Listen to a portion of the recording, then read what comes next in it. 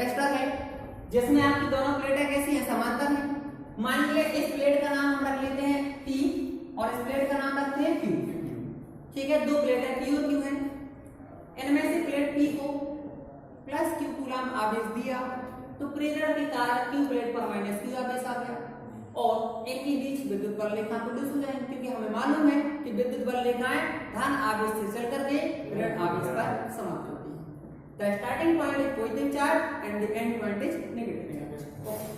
Right, अब हमें करना क्या है कि आपका आवेश सिस्टम है, इसको कैसे रखना पड़ेगा, कहीं जमीन पर तो टच नहीं कर सकते, टच करेंगे पूरा आवेश चला जाए, इसलिए ऐसा रखना है, इसको कुछ आधारों पर या ऐसे लटके रखिए। तो हमने क्या कर दिया, इस प्लेट को बढ़िया किसी ढंग से ऐसा कर दिया कि इस पर निबंधन लगी जमीन पर कोई अचानक हो गया, मान लो अचानक, या पर सीधे लिख दें इनका स्टैंड है, कोई ऐसा स्टैंड ऐसा अचानक है जिसमें आवेश न जा सके, रबर रबर का हो गया, लग गया, ठीक है। इस बात को आपको पता है दूसरी प्लेट को हम कहाँ जोड़ते हैं, और में क्यों, कैसे हम धार का बढ़ाने तो आई क्या हमको तरीका है ना, तो पृथ्वी को ऐसे बनाते थे, ऐसे कर थोड़ा सा और छोटा कर और छोटा कर, थोड़ा अच्छा लगता है यहाँ से, ठीक है, थोड़ा सा अच्छा लग रहा है। अब देखो यहाँ पर क्या करना है, यहाँ पर किसी सिस्टम से हमने धनावेश दिया इसको, प्रेरण के कारण इसको ऋण आवेश आएगा, बीच में क्या हो जाएंगे, विद्युत बल रेखा। लेकिन एक बात सुनो, इन दोनों प्लेटों के बीच कुछ दूरी भी तो होगी डी, और जब आवेश दिया तो क्या उत्पन्न हुआ, देखो, और प्लेटों के बीच की दूरी और इनके बीच में जी क्या है, विद्युत बल रेखाएं किसको व्यक्त करते हैं, विद्युत क्षेत्र, विद्युत क्षेत्र ही कहलाता, यानी ई भी आ गया और डी भी है और क्यू भी है और डी भी है, हर कुछ सब जरूरत किसकी, धार का सी, तो सी निकालना है। लेकिन सी मैंने बता दिया इस पूरे चैप्टर के अंदर सी तभी मिलेगा जब आपको बी की वैल्यू मिल जाएगी, तो बी की वैल्यू निकालनी है, किसकी वैल्यू, बी, तो पहले एक बता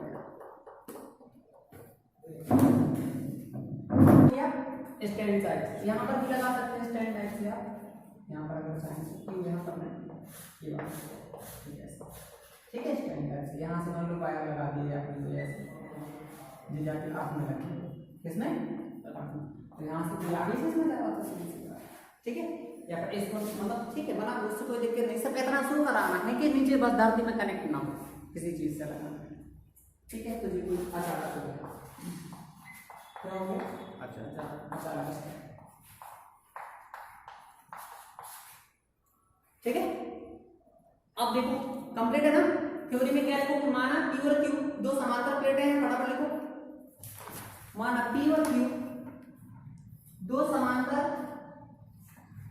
चालक प्लेटें हैं, P और Q दो समांतर चालक प्लेटें हैं,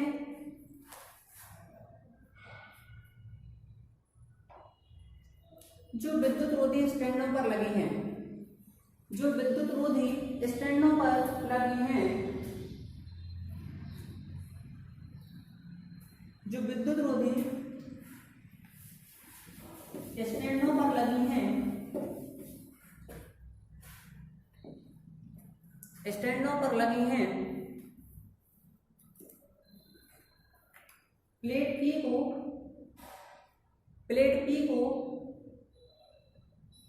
plus Q coulomb, plate P को प्लस Q कूलम आवेश देने पर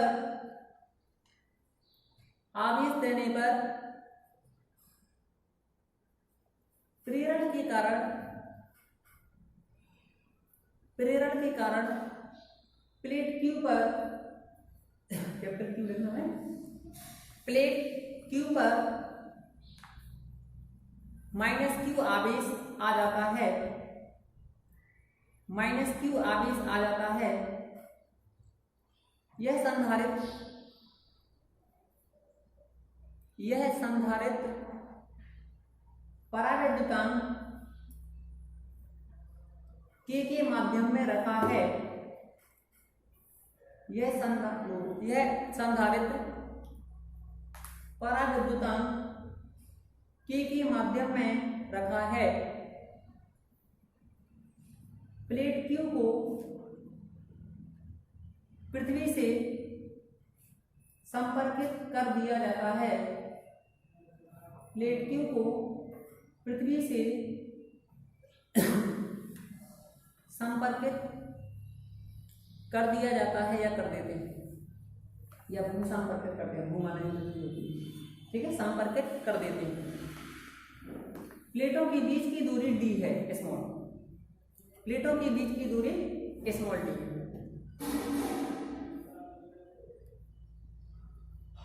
तथा प्रत्येक प्लेटों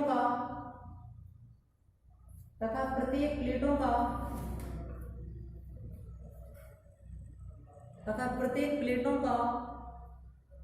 अनुप्रस्थ, अनुप्रस्थ कहलाता है, जैसे आता है बाहर से, अनुप्रस्थ परिच्छेद का क्षेत्रफल A, कैपिटल A, अनुप्रस्थ परिच्छेद का क्षेत्रफल कैपिटल A, तथा आवेश पृष्ठ घनत्व सिग्मा है,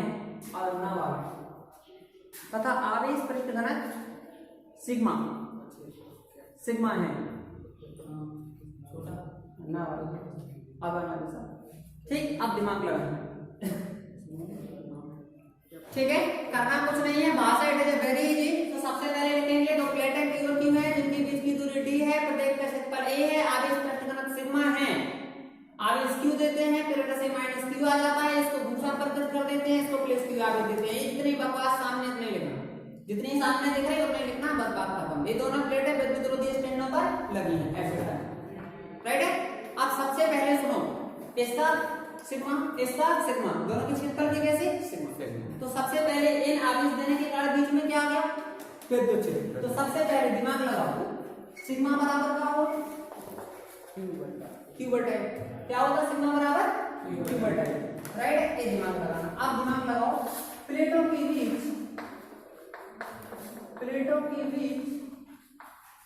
विद्युत क्षेत्र E बराबर, विद्युत क्षेत्र E बराबर सूत्र वो B बटा D, क्या होता है E बराबर B बटा D। ये दिमाग लगाना बहुत अच्छा है। लेकिन इसके पहले एक बात और ध्यान रखना है तुमको, इसको थोड़ी देर के लिए हटा देते हैं। ये दिमाग लगाओ कि मैंने आपको दूसरे चैप्टर में बताया, याद हो, जब प्लेटों की बात होती थी, दो प्लेटों के बीच विद्युत क्षेत्र कैसे निकलता है, बाहर कितना होता था, अंदर कितना होता था, दो प्लेटों के बीच में कितना होगा, E बराबर 0, E बराबर होगा पहले सिग्मा बटा एप्सिलॉन है यार, ध्यान है, याद करा लो। यहाँ पर कोई बिंदु P है, इसके कारण इसकी दिशा ऐसी होगी, इसके कारण भी ऐसी होगी, सेम दिशा में जुड़ जाती, तो सिग्मा बटा 2 एप्सिलॉन 0, सिग्मा बटा 2 एप्सिलॉन 0, यानी इतना निकला था। तो ये व्यंजक याद रखना है, दोनों प्लेटों के बीच इतना सूत्र होता है, समझ गए। E बराबर क्या हो, सिग्मा बटा एप्सिलॉन 0। तो E बराबर क्या हो जाएगा, बोलो सिग्मा की वैल्यू। लेकिन एक बात और ध्यान रखना, कहां रखा है पूरा सिस्टम, हां के, तो यहां के चिपका देना, क्या करना है, एप्सिलॉन 0 के साथ के लग जाता, माध्यम में जहां रखा जाता।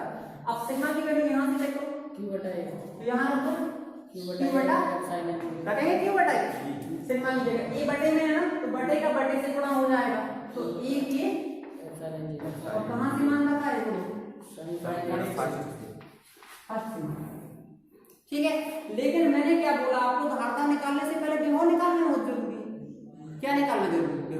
लेकिन ध्यान रखना जब प्लेटों के बीच की दूरी d हो और आवेश Q दिया है, ठीक है, तो एक सूत्र होता है विद्युत क्षेत्र तीव्रता का, वो याद रख लेना, ठीक है। इसका हम बोलते हैं सेकंड, विद्युत क्षेत्र बराबर d बटा, हां बिल्कुल सही बात, विद्युत क्षेत्र की तीव्रता E बराबर हो B बटा D, ये याद रखना बहुत अच्छे से, E बराबर का हो B बटा D, ये हो गया आपका, ठीक है। ये याद रखना, जैसे संधारित्र की जब प्लेटों के बीच की दूरी दी हो तुम्हारे पास और विभवांतर दिया है, तो ये वाली दूसरे विद्युत क्षेत्र निकला E बराबर B बटा D से। अब इतना आप कर लें, कभी छोड़ देते क्या से चार तुरंत दिया, देखो नीचे पूछ बोल रहा था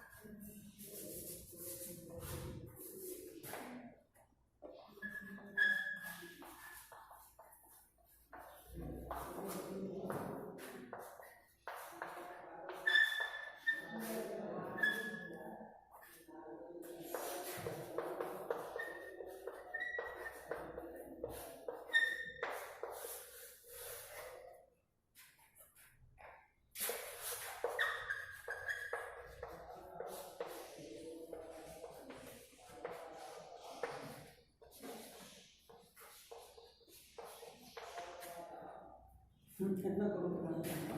करो उसको समझ चलो करो ई बराबर बी अपॉन डी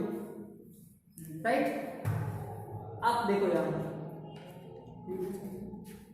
चलो हाँ तो ई बराबर बी बटे डी। अब देखो सेकंड और थर्ड दोनों की ई की वैल्यू है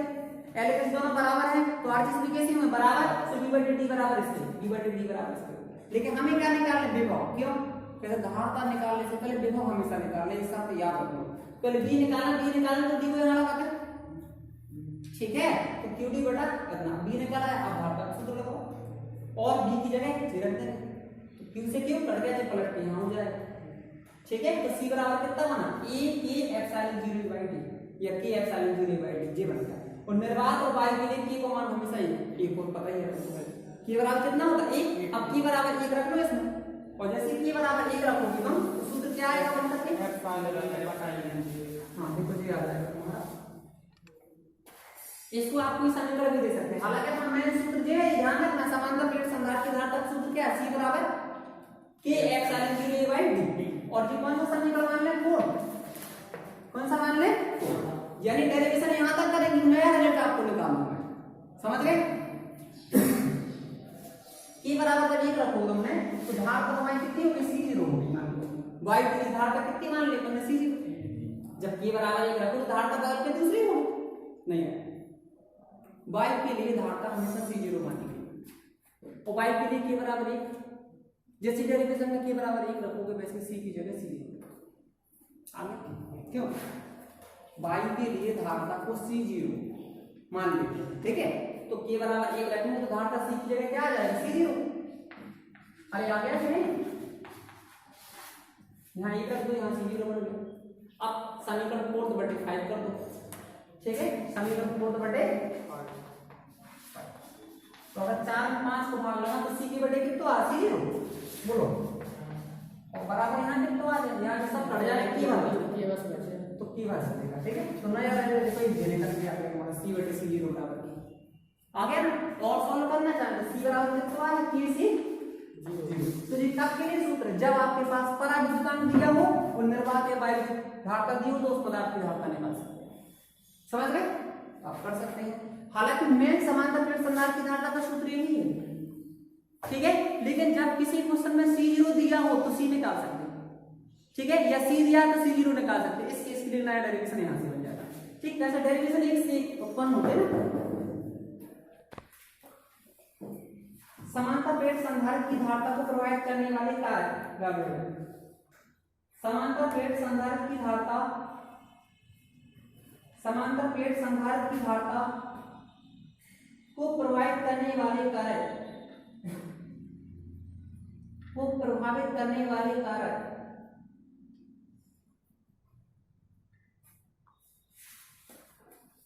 प्रभावित करने वाले कारक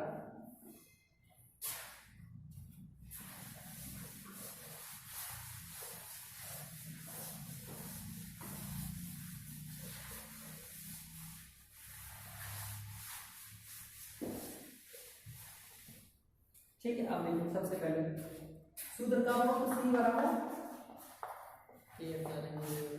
डी तो c का है पर डिपेंड करता है c के पे भी निर्भर करता है एप्सिलॉन 0 तो फिक्स होती है तो गलत नहीं है तो k पे निर्भर करता है e और d पे तीन चीजें पर निर्भर करता है। नंबर 1 किस पर पराविद्युतांक पर पराविद्युतांक भाग k ठीक है नीचे लिखो नंबर 1 पराविद्युतांक पर यानी c अनुपातिक टू k हाँ उसमें हेड कर दो नहीं अब नंबर 1 करके लिख लो बस काले डॉट से चाहे नीली डॉट से उसे कमेंट करते ठीक है। पराविद्युतांक पर अगर k को मान ज्यादा होंगे तो धारता भी ज्यादा होगा ठीक है। दूसरा